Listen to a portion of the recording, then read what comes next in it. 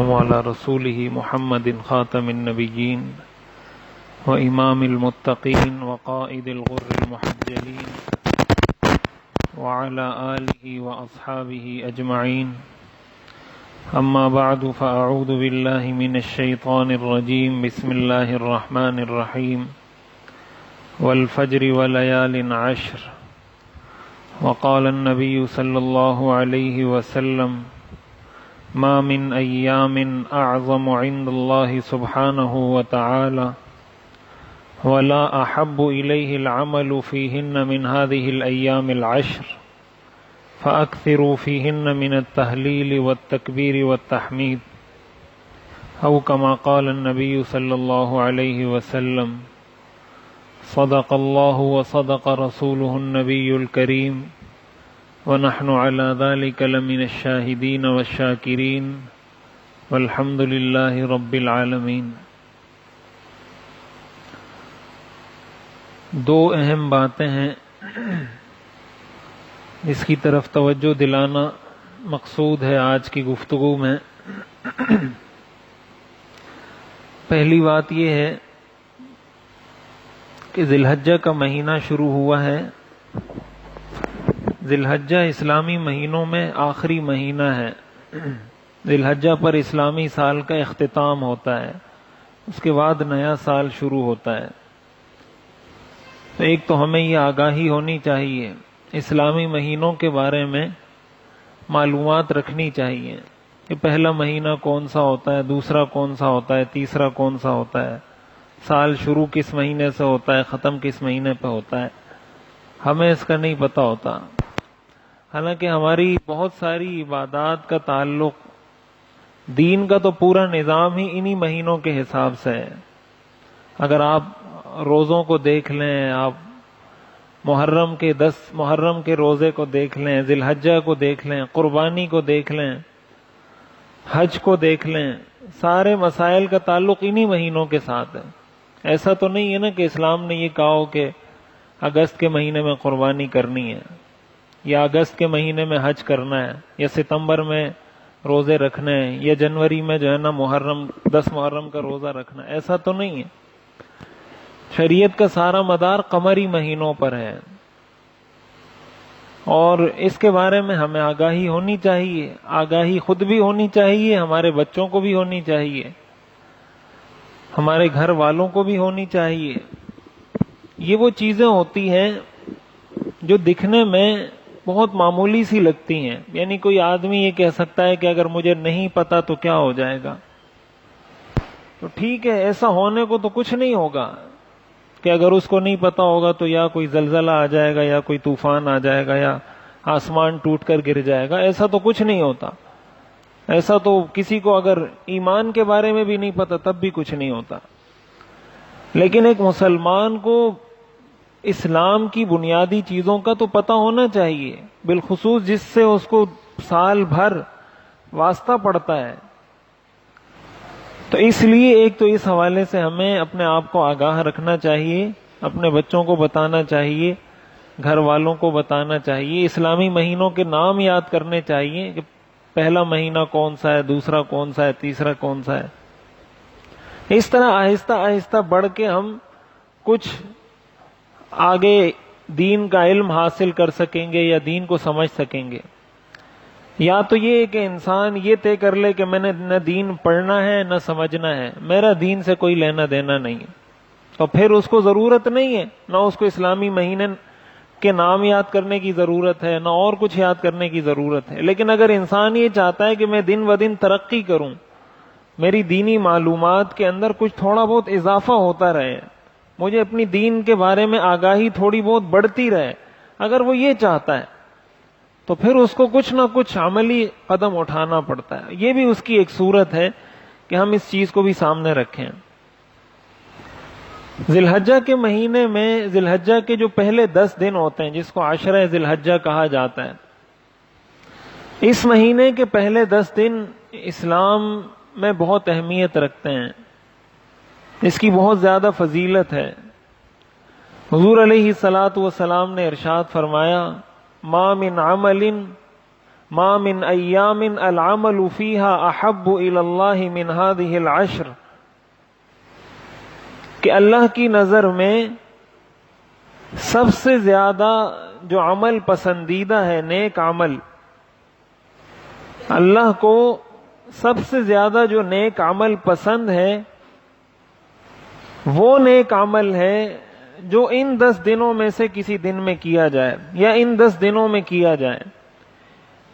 یعنی ساری زندگی انسان نیک اعمال کرتا ہے، اور نیک عمل، ہر ایک نیک عمل ہی اللہ کو پسند ہے، لیکن ان نیک اعمال میں بھی سب سے زیادہ پسندیدہ عمل اللہ کی بارگاہ میں وہ نیک عمل ہے جو ان 10 دنوں میں کیا جائے.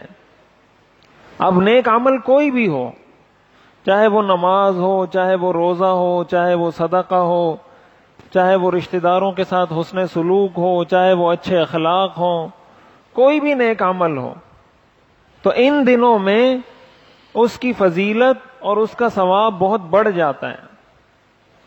قرآن کریم کے اندر اللہ تعالیٰ نے ان 10 راتوں کی قسم کھائی ہے، والفجر ولیال عشر، کہ قسم ہے فجر کی اور 10 راتوں کی. تو ان 10 راتوں سے مراد مفسرین نے لکھا ہے کہ ان 10 راتوں سے ذی الحجہ کی 10 راتیں، ابتدائی 10 راتیں مراد ہیں.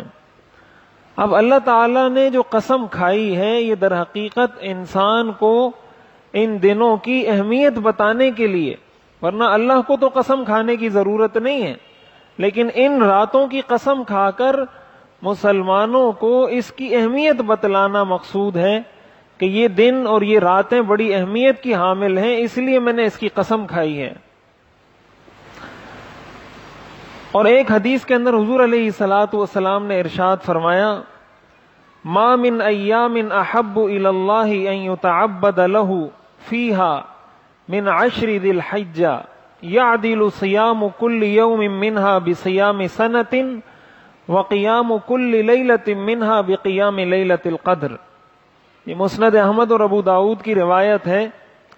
آپ نے فرمایا کہ ان دنوں میں سے ہر دن کا روزہ 1 سال کے روزوں کے برابر ثواب رکھتا ہے، اور ان راتوں میں سے ہر رات لیلۃ القدر جیسی فضیلت رکھتی ہے. یعنی ان 9 دنوں میں سے ایک دن کے روزے سے اللہ تعالیٰ 1 سال کے روزوں کا ثواب عطا فرماتے ہیں. اور ان راتوں میں کی گئی عبادت کو اللہ تعالیٰ ایسے ہی قبول فرماتے ہیں، یا اس کو وہی فضیلت حاصل ہے جو فضیلت لیلۃ القدر کی عبادت کو حاصل ہے. اور لیلۃ القدر کے بارے میں قرآن کریم میں آتا ہے کہ لیلۃ القدر خیر من 1000 شہر، کہ لیلۃ القدر 1000 مہینوں سے بہتر ہے. اب اس کی جو یہ 10 راتیں ہیں، یہ 10 کی 10 راتیں ہر رات لیلۃ القدر کے برابر ثواب رکھتی ہے. تو ایک تو ہمیں ان ساری احادیث سے یہ معلوم ہوتا ہے کہ ہمیں اس موقع سے فائدہ اٹھانا چاہیے. اللہ تعالیٰ اپنے بندے کو بخشنے کے لیے، اس پر رحمت کرنے کے لیے بہانے تلاش کرتے ہیں. اب اگر دیکھا جائے سال میں وقتاً فوقتاً اس طرح کے مواقع اللہ تعالیٰ انسان کو دیتے رہتے ہیں.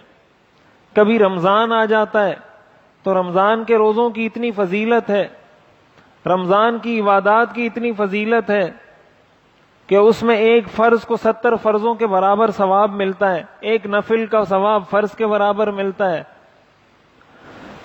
اور اس کے بہت سارے فضائل ہیں رمضان کے. اب اگر رمضان کو دیکھا جائے تو اصولی طور پر اگر دیکھا جائے تو ایک آدمی اگر ایک نماز پڑھتا ہے اس کو ایک ہی نماز کا ثواب ملنا چاہیے. یہ انصاف کا بھی تقاضا ہے اور قانون کا بھی تقاضا ہے اور ضابطے اور قاعدے کا بھی تقاضا ہے کہ آپ نے ایک نماز پڑھی آپ کو ایک نماز کا ثواب ملے گا، آپ نے 2 پڑھی تو آپ کو 2 کا ثواب ملے گا، آپ نے 3 پڑھی تو 3 کا ملے گا. لیکن ظاہر اس امت کی عمر بہت کم ہے اور اللہ تعالیٰ نے اس امت کو فضیلت بہت بڑی عطا کی ہے. ساری امتوں پر فضیلت عطا کی ہے اس امت کو، ان کی عمریں تو 500 سال 600 سال 1000 سال عمریں ہوا کرتی تھی، لیکن اللہ تعالیٰ نے اس تھوڑی سی عمر میں اس امت کو اتنی ساری آسانیاں فراہم کر دی ہیں کہ اگر کوئی شخص ان آسانیوں سے فائدہ اٹھانا چاہے تو وہ 1 سال میں وہ وہاں تک پہنچ سکتا ہے جہاں تک پچھلی امتیں 100 سال میں بھی نہیں پہنچ سکتی تھیں۔ اب مثال کے طور پر یہی ذی الحجہ کے مہینے کو ہم لے لیں، یہ جو 10 دن ہیں، اب ہر دن کے روزے کا ثواب 1 سال کے روزوں کے برابر ہے۔ اس کا مطلب اگر کوئی 9 دن روزے رکھتا ہے اور پھر جو 9 ذی الحجہ ہے، عید سے 1 دن پہلے، اس کے بارے میں تو حضور علیہ السلام نے فرمایا کہ یہ گزشتہ 1 سال کے گناہ بھی معاف کر دیتا ہے، اور آئندہ جو 1 سال گناہ کرنے ہیں وہ گناہوں کے معاف کرنے کا بھی ذریعہ بن جاتا ہے۔ تو گویا ذی الحجہ 9 ذی الحجہ کا روزہ تو 2 سال کا ثواب رکھتا ہے۔ اس کا مطلب یہ ہوا کہ اگر کوئی ان 9 دنوں کے روزے رکھتا ہے اس کو ایسے ہی ثواب ملتا ہے گویا اس نے 10 سال مسلسل روزے رکھے ہیں۔ 10 سال مسلسل روزے جس نے رکھے ہوں، ان 10 دنوں میں روزہ رکھنے والے کو اتنا ثواب ملتا ہے۔ اب پچھلی امتوں میں آخر اتنی صلاحیت، اتنی ہمت کس میں تھی کہ وہ 10 سال مسلسل روزے رکھے؟ ان کو تو 1 روزے پر 1 ہی روزے کا ثواب ملتا تھا، اور اگر 10 سال رکھیں گے تو 10 سال کے روزوں کا مل جائے گا۔ تو بڑی مشکل ہے کہ 100 سال کے اندر کوئی شخص 10 سال روزے میں گزار دے، بہت مشکل ہے۔ اور یہ تو صرف ذی الحجہ کے دن ہے، پھر آپ رمضان کے روزے لے لیں کہ اس میں 1 فرض کا ثواب 70 فرض کے برابر ہے، تو پھر 30 روزوں کا آپ اس کے حساب سے ضرب لگائیں اس کے ساتھ کہ 30 کو آپ 70 کے ساتھ ضرب دیں کہ یہ کتنے روزے بن جاتے ہیں۔ پھر 10 محرم کا روزہ ہے، پھر ہر مہینے اسلامی مہینے کی 3 تاریخوں کے 13 14 15 ایام 20 کا روزہ جس کو کہا جاتا ہے کہ یہ 3 روزے جو رکھ لے اس کو پورے مہینے کے روزوں کا ثواب ملتا ہے۔ یہ ساری اللہ تعالی کی اس امت پر رحمت ہے۔ حضور علیہ الصلاۃ والسلام کی وجہ سے اس امت کے ساتھ خصوصی رحم کا معاملہ کیا گیا ہے اللہ تعالی کی طرف سے۔ اب ظاہر ہے یہ ہم پر ڈیپینڈ کرتا ہے، ہم پر منحصر ہے کہ ہم اس سے کتنا فائدہ اٹھاتے ہیں۔ اللہ تعالیٰ نے تو سارے راستے کھول کر اور ہمارے سامنے رکھ دی ساری چیزیں کہ اس ذریعے سے بھی مغفرت حاصل کر سکتے ہو، اس سے بھی حاصل کر سکتے ہو۔ اب 1 رات کی عبادت کا ثواب لیلۃ القدر کے برابر ہے، ان 10 راتوں میں سے ہر رات، اور 1 لیلۃ القدر کی عبادت وہ 83 سال سے زیادہ کی عبادت کا ثواب رکھتی ہے۔ تو اگر اسی 83 کو آپ 10 سے ضرب دیں تو کئی 100 سال بن جاتے ہیں۔ اس کا مطلب یہ ہوا کہ ان 10 راتوں میں عبادت کرنے والا اتنے 100 سال، کوئی 900 سال کے قریب اس کو عبادت کا ثواب ان 10 دنوں کی عبادت سے مل جائے گا۔ اب ظاہر ہے پچھلی امتوں کا اس امت کے ساتھ ان چیزوں کو اگر دیکھا جائے کوئی تقابل بنتا ہی نہیں ہے، اور یہی اللہ تعالی کا فضل اور کرم ہے اس امت پر۔ اس لیے ان 10 دنوں میں علماء نے لکھا ہے، علامہ ابن حجر رحمہ اللہ نے لکھا ہے کہ ان 10 دنوں کی فضیلت کی ایک وجہ یہ بھی سمجھ میں آتی ہے کہ ان 10 دنوں میں اسلام کے 5 بنیادی جو ستون ہیں وہ جمع ہو جاتے ہیں، اور 5 جمع ایسے ہوتے ہیں کہ اسلام کی بنیاد حضور علیہ الصلوۃ والسلام نے فرمایا 5 چیزوں پر ہے۔ اس میں ایک عقیدہ ہے، اس کے بعد نماز، روزہ، حج، زکوٰۃ۔ ان 10 دنوں میں حج بھی ہوتا ہے، حج بھی انہی 10 دنوں میں ہوتا ہے جو اسلام کا بنیادی ستون ہے۔ انہی 10 دنوں میں نمازیں بھی ہوتی ہیں، انہی 10 دنوں میں زکوٰۃ بھی دی جا سکتی ہے، ان 10 دنوں میں روزے بھی رکھے جا سکتے ہیں۔ اس کے علاوہ سال میں کسی بھی موقع پر یہ ساری عبادات ایک ساتھ جمع نہیں ہو سکتی، یعنی حج آپ کسی اور موقع پر نہیں کر سکتے، لیکن ان دنوں میں یہ سارے کام ایک ساتھ جمع ہو جاتے ہیں کہ یہ حج کے بھی دن ہیں، یہ روزے کے بھی دن ہیں، یہ نمازوں کے بھی دن ہیں، یہ زکوٰۃ کے بھی دن ہیں. اس لیے اس چیز کا اہتمام کرنا چاہیے. اپنی استطاعت کے مطابق انسان جو عبادت کر سکے، جو نفلی 2 رکعت نماز پڑھ سکتا ہے وہ 2 رکعت نماز پڑھ لے.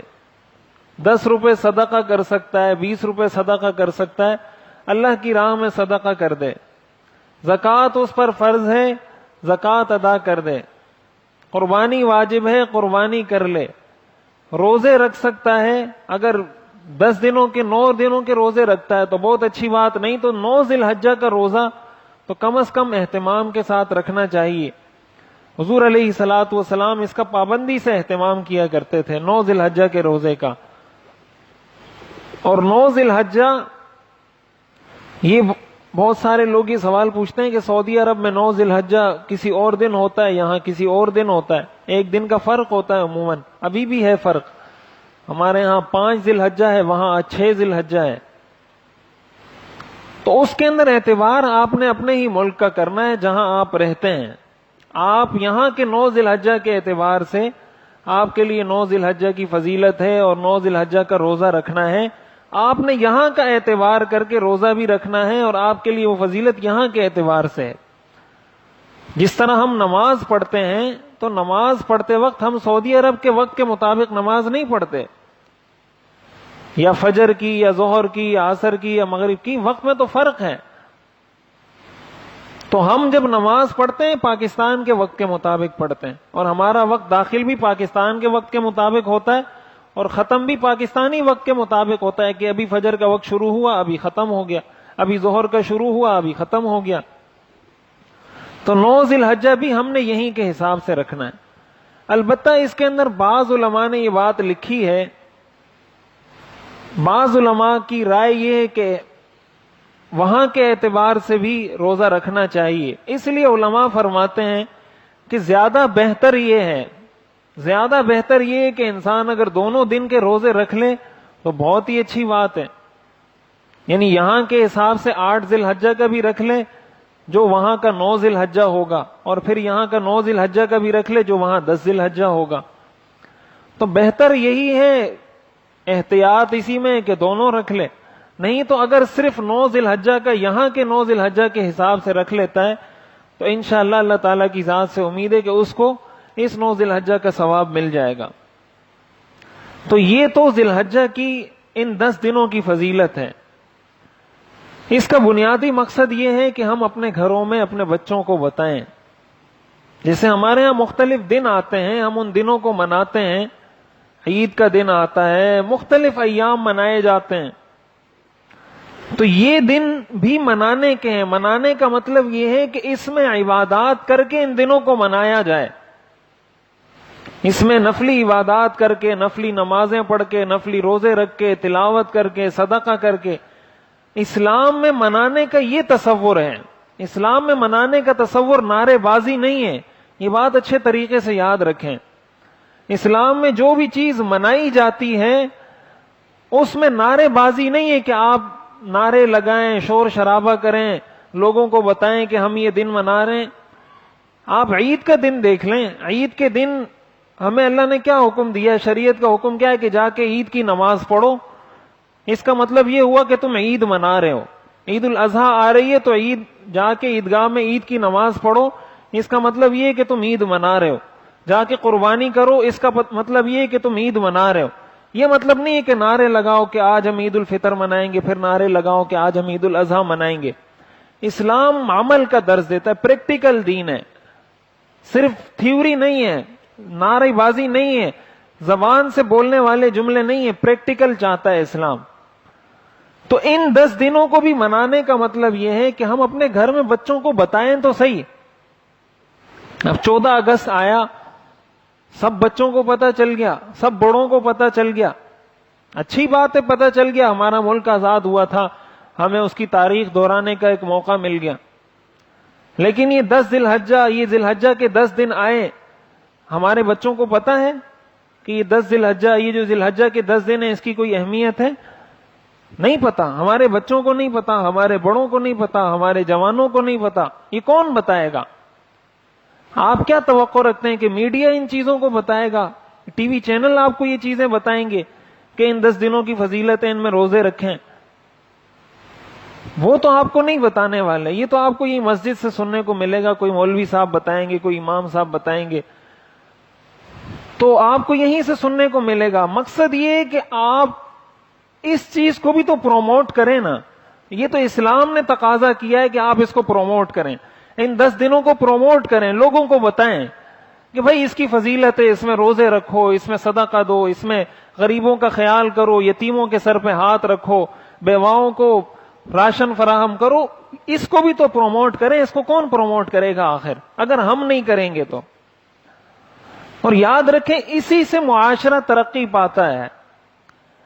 معاشرہ نعروں سے ترقی نہیں پاتا، معاشرہ عمل سے ترقی پاتا ہے. آپ جب صدقہ دیں گے، کسی کے غریب کے گھر میں چولہا جلے گا، اس کے دل میں آپ کے لیے محبت پیدا ہوگی. جب محبت پیدا ہوگی تو معاشرے میں اتحاد و اتفاق ہوگا. پھر غریب امیر کے اوپر جھپٹے گا نہیں، غریب امیر پہ ڈاکہ نہیں ڈالے گا، غریب امیر کے گھر سے چوری نہیں کرے گا. لیکن جب اس کو پتا ہے غریب کو کہ بھائی نہ مجھے کوئی صدقہ دیتا ہے، نہ مجھے کوئی زکوٰۃ دیتا ہے، نہ میرا حق جو اللہ نے ان پر فرض کیا ہے کہ ان کے مال میں یہ میرا حق ہے، یہ مجھے نہیں مل رہا، تو پھر محبت پیدا نہیں ہوتی. غریب پھر امیر کو حاسدانہ نگاہ سے دیکھتا ہے، حسد والی نگاہ سے دیکھتا ہے، دشمن کی نگاہ سے دیکھتا ہے. وہ سمجھتا ہے یہ میرا دشمن ہے. اس کے گھر میں چولہا نہیں جل رہا، اس کے پیٹ میں روٹی نہیں ہے. جب وہ آپ کی گاڑی دیکھے گا وہ آپ کو اپنا دشمن سمجھے گا. جب آپ کو اپنا دشمن سمجھے گا تو معاشرے میں اتحاد و اتفاق نہیں آ سکتا، چاہے آپ جتنے بھی نعرے لگا لیں. اس لیے یہ ان دنوں کا درس بھی ہے کہ ہم پریکٹیکل مسلمان بنے، پریکٹسنگ مسلمان بنے، اور دوسروں کو بھی درس دیں، خود بھی اس عمل کی طرف آئیں، تاکہ ہماری زندگی میں حقیقی انقلاب آئے اور ہمیں حقیقی معنوں میں اسلام کی وہ روحانیت اور وہ برکت ہمیں اپنی زندگی کے اندر نظر آئے. تو اس لیے ایک تو ان 10 دنوں میں اہتمام کے ساتھ عبادات کرنی چاہیے. اور ایک اور بات جو عرض کرنی ہے، ابھی تو وقت بھی ختم ہو گیا، بس میں خلاصہ عرض کر دیتا ہوں کہ ہالینڈ کے اندر نومبر کے مہینے میں حضور علیہ الصلاۃ والسلام کے گستاخانہ خاکے شائع کرنے کا مقابلہ منعقد کیا جا رہا ہے، اور باقاعدہ ہالینڈ کی حکومت کی سرپرستی میں یہ کام ہو رہا ہے، حکومتی سرپرستی میں، پارلیمنٹ کی جانب سے یہ کام ہو رہا ہے کہ ہم حضور علیہ الصلاۃ والسلام کے گستاخانہ خاکوں کا مقابلہ کروائیں گے. کمپٹیشن ہوگا کہ کون کارٹون بناتا ہے، کون خاکے بناتا ہے. اور ہم امت مسلمہ کے حکمرانوں کی بے حسی بہت ہی شرمناک ہے، اور یہ ہمارے دین اور ایمان پر سوالیہ نشان ہے. ہم حضور علیہ الصلاۃ والسلام کی شفاعت کے طلبگار ہیں.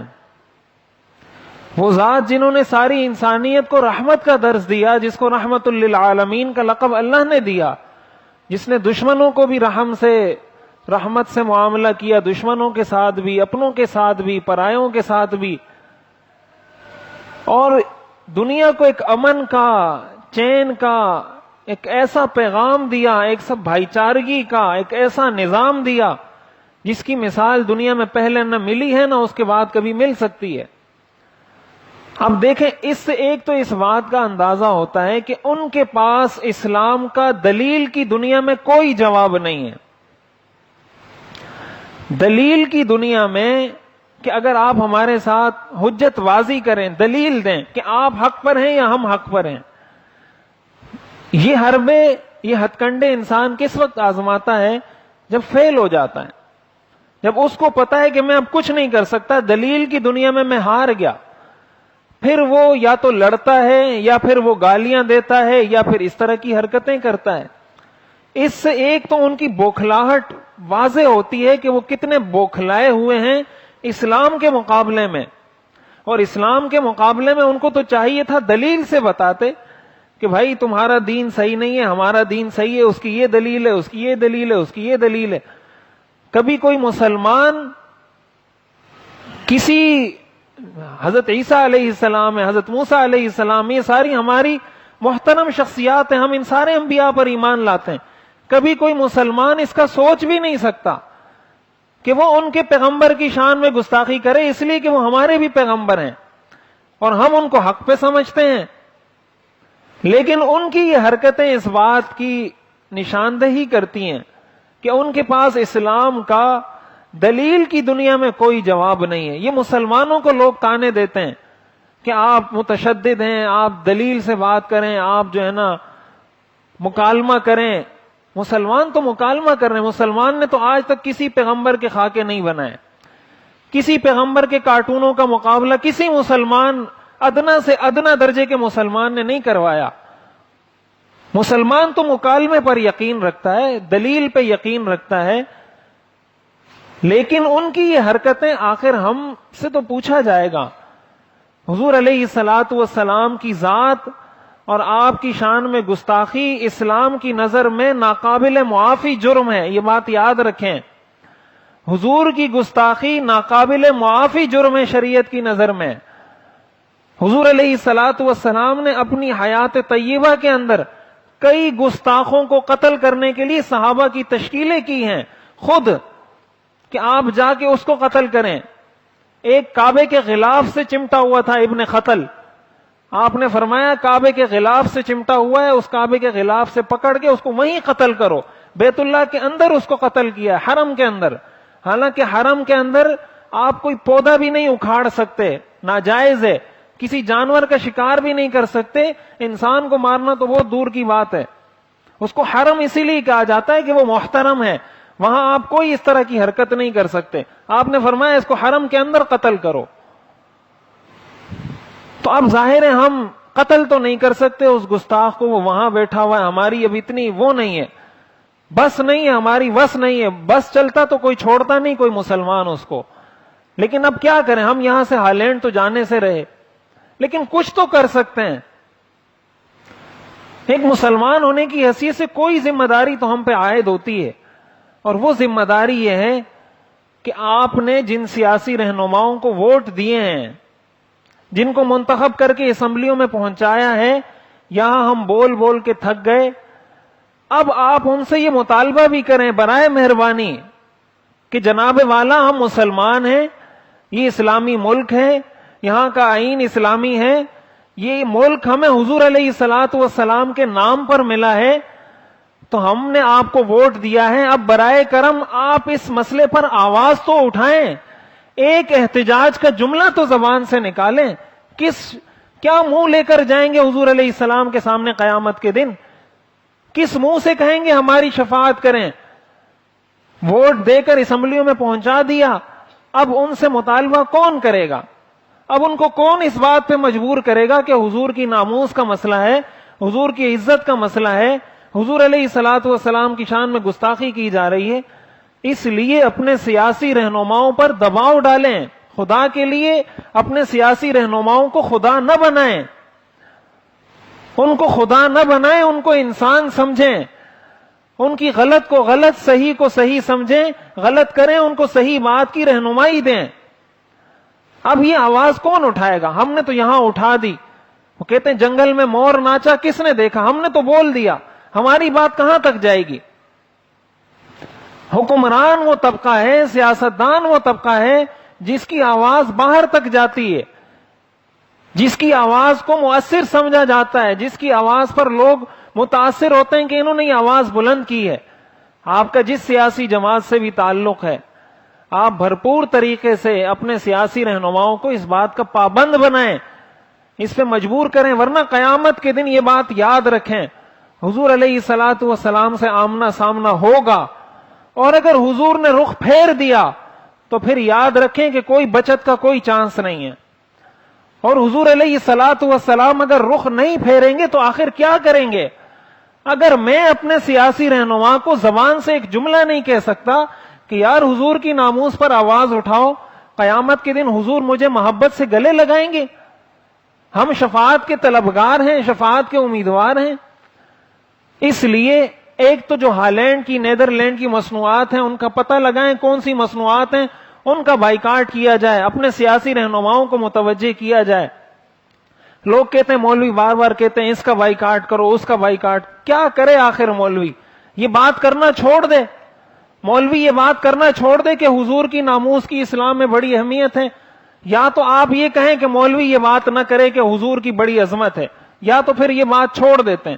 اگر نہیں چھوڑنی کچھ تو کرنا ہے، کیا کریں آخر؟ ہمارے بس میں کیا ہے؟ اس لیے اتنے بے غم ہو کر نہ بیٹھیں. آج پورے پاکستان میں یوم احتجاج منایا جا رہا ہے تمام مذہبی جماعتوں کی جانب سے. اس لیے اس میں شرکت کر سکتے ہیں تو اس میں شرکت کریں. اپنے سیاسی رہنما کو مجبور کر سکتے ہیں، ان کو مجبور کریں. کم از کم شفاعت کی کچھ آس لے کر تو ہم اس دنیا سے جائیں. اللہ تعالی ہمیں عمل کرنے کی توفیق عطا فرمائے. وآخر دعوانا ان الحمد للہ رب العالمین.